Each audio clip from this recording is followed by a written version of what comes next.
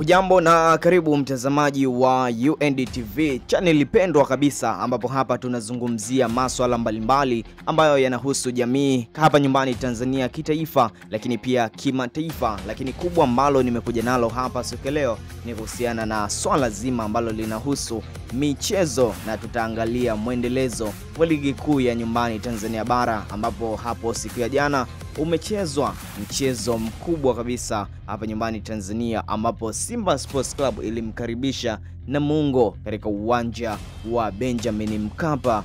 Na kabla ya mchezo huo, pale majira saa 12 kamili, kulikuwa na mchezo kati ya JKT Tanzania dhidi ya Azam FC katika uwanja wa Meja Jenerali Samuyo, mchezo ambao ulitamatika kwa Azam FC na JKT Tanzania kutoshana sare ya bao 1-1.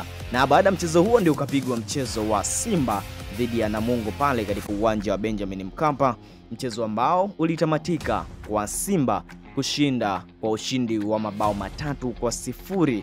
Na katika mchezo huo of course mengi yameibuka, watu kila mtu akisema lake, lakini kikubwa mashabiki wa Simba wameonekana kufurahishwa kweli kweli na kiwango cha timu yao kwa kuondoka na ushindi wa mabao 3-0, lakini pia mpira ulipigwa kweli kweli. Wenyewe wanakuambia kwamba sasa hivi Simba inacheza entertainment football, kwa maana kwamba wanashinda magoli lakini pia pasi zile zinapigwa zinaonekana. Na yote hayo yanafanyika Simba ikiwa chini ya aliyekuwa kocha msaidizi kipindi hiko chini ya Fadlu Davis ambaye ni Suleiman Matola.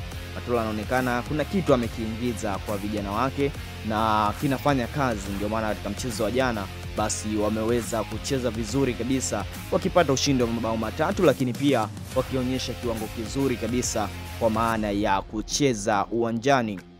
Na pengine miongoni mwa wachezaji ambao wameonekana kuwa na kiwango kizuri katika mchezo wa jana ni pamoja na Rushin Deriok ambaye ni beki wa kati huyu wa klabu ya Simba ambaye amesajiliwa msimu huu, na hadi sasa ameonekana kuwa katika kiwango bora tangu mchezo wa kwanza ambao Simba ilianza kucheza hapa nyumbani Tanzania, watu kuanza kumshuhudia mchezo wa Simba Day, lakini pia baadaye katika mchezo wa Ngao ya Jamii dhidi ya Young Africans. Ameonekana kuwa ni mchezaji ambaye ana kiwango kizuri na watu wengi wameonekana kufurahishwa na kiwango cha mchezaji huyo. Sio mashabiki wa Simba peke yake, lakini pia hata wapinzani wanasema pale kweli Simba wamesajili mtu.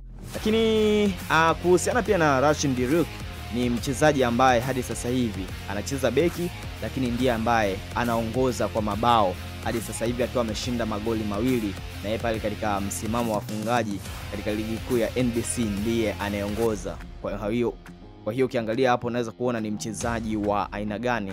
Lakini mchezaji mwingine ambaye ameonekana kuwa na kiwango kizuri katika klabu ya Simba hivi karibuni ni Morris Abraham, bwana mdogo huyu ambaye amesajiliwa pia Simba msimu huu, naye ameonekana kuwa na kiwango kizuri. Lakini pia Joshua Mutale anaonekana amerudi kweli kweli, anafanya kila kitu ambacho ni sahihi. Kama kuna sehemu ya kudrive basi anafanya hivyo, sehemu ya kutoa pasi anafanya hivyo, kama kuna sehemu ya kupenetrate ama kupenya basi pia anafanya hivyo. Na ni mchezaji ambaye kwa namna moja ama nyingine anaonekana kuna kitu amekiongeza ndani ya kikosi cha Simba. Na baada ya michezo hiyo, ligi yetu inaenda kusimama kwa wiki kadhaa kwa ajili ya kupisha ile kalenda ya michuano ya kimataifa kwa maana ya timu za taifa.